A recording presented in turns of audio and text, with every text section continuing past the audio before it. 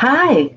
So thank you so much for joining me. And one of the things that I've been told is that people want to know more about me. Not everybody who's on my Facebook group in my community knows a lot about me. So I'm going to do a quick introduction.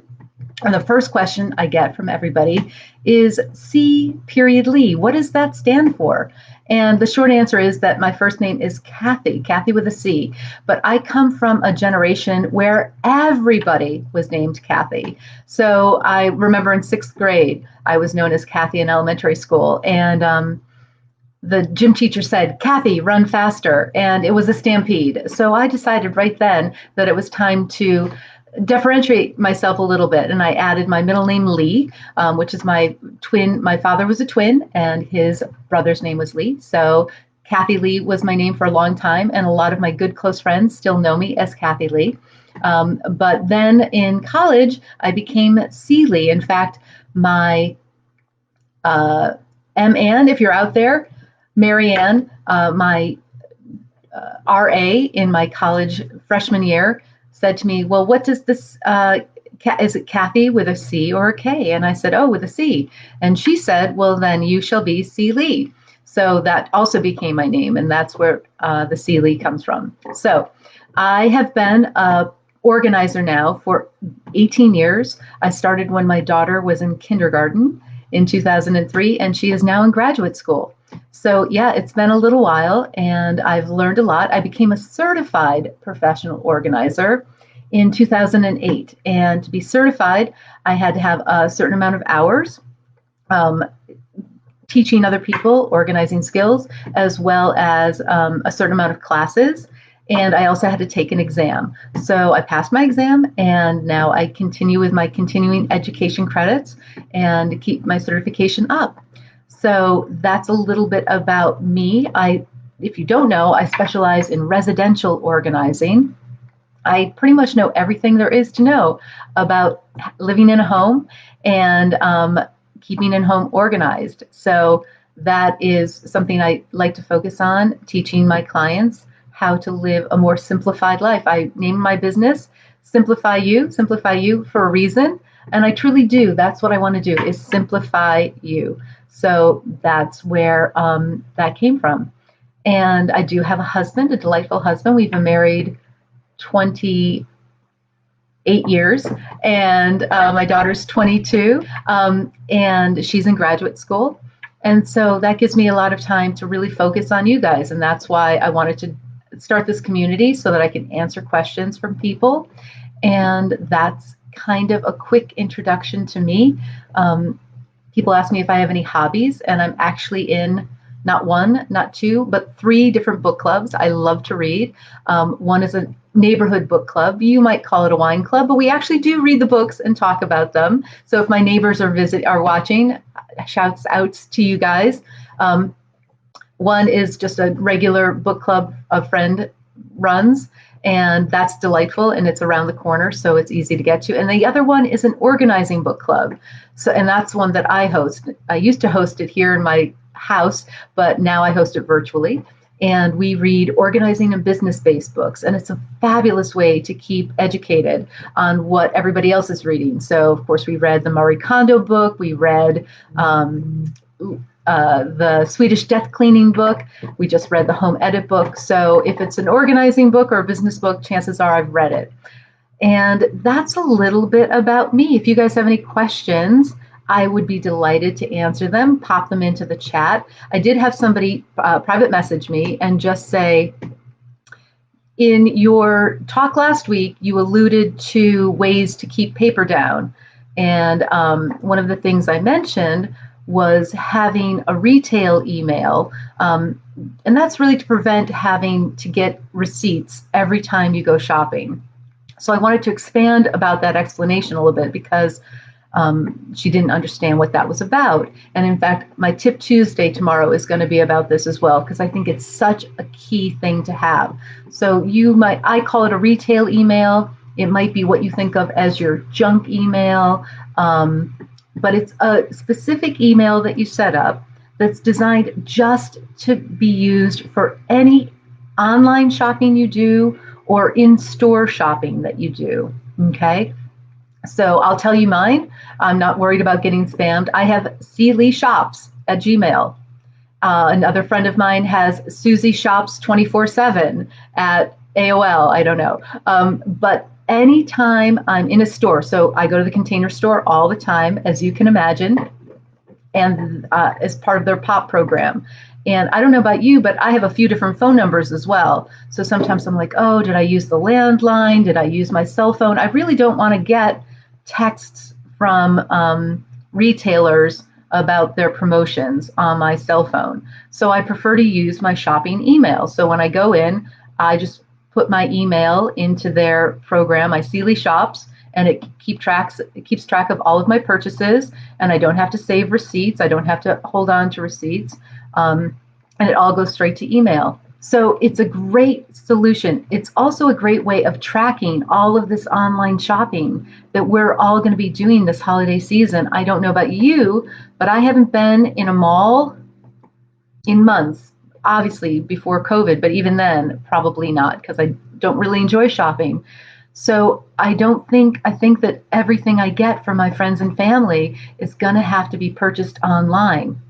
And so I want an easy way to know that all of those tracking numbers are going to be in emails. And so if I have everything in C.Lee Shops, it doesn't come to my personal email, clog up my box, and I don't have to hold on to those receipts. Same thing with signing up for CVS and things of that nature. So I think it's a really great way of keeping your email, your personal email, separate from a shopping email. So I want you to all do this. If you don't have, you can, whenever people ask you for your email address, you don't want to give them your personal email address, the one that your sister and your mom sends you stuff to.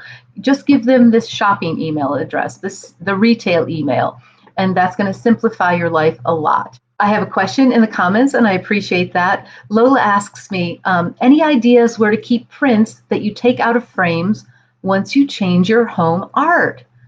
So it depends on what the prints look like, but I layer my photographs in my frames.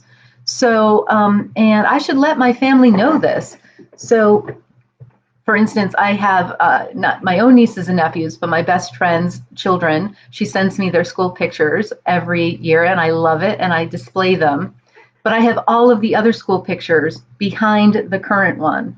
So it's almost like a little miniature album right there. So I keep, if you rotate your prints out kind of seasonally, if you do kind of things that you display in the springtime and springs you display in the fall in the same frame, I would keep the prints right in the same frame, Lola, if you can. If not, I would get an art tube to keep them wrinkle-free, and maybe label them however you do it. These are my spring prints, these are my fall prints, these are my holiday prints.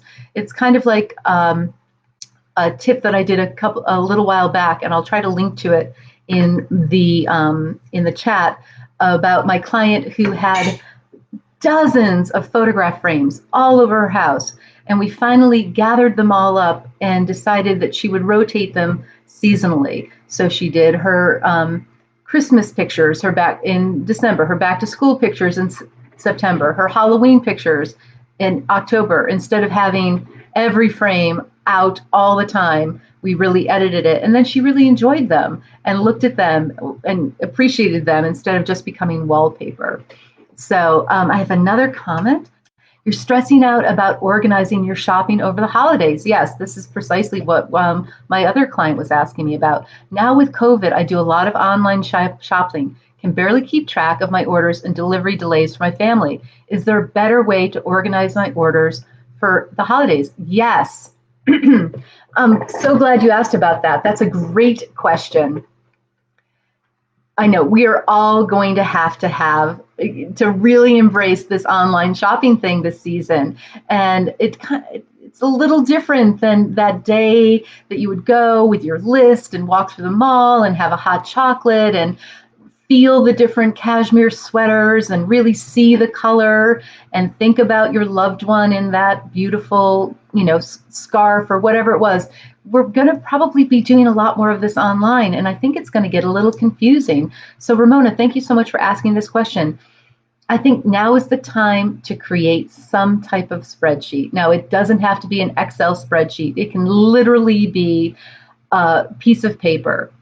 But I think it's going to be really important to, when you think, if you have 4 or 5 people you're shopping for, and maybe you're only getting them 4 gifts each, that's 20 gifts that need to be looked for online, purchased, shipping tracked, whether it's coming straight to you for you to wrap up to put under a tree or under a Hanukkah bush, or whether it's something that's going to be directly mailed to your loved one from wherever you're purchasing it. So these are some things we need to think about. I think it would be a great idea to do a simple spreadsheet: person's name, gift ideas, how much you want to spend. I think budgeting is really important in this season as well. Where you actually found the item, how much you actually spent on that item, and when you purchased it, not how much, just how much you purchased it for, but when you purchased it, and then the tracking information, and then making sure that it gets to its destination, right? Now, if you can just keep this all in your retail email and just refer to it that way, that might be one way to do it. For me, I'm going to have a lot more confidence that if I keep it all on a simple piece of paper right here at my desk, and I have a holiday folder that has, things that I've been thinking about for gifts, ideas about recipes, different things I want to try at the holidays. Of course, this holiday is going to be a little bit different. We won't be doing our normal Christmas children's service. We probably won't be going to the pantomime, which is one of our beloved holiday traditions.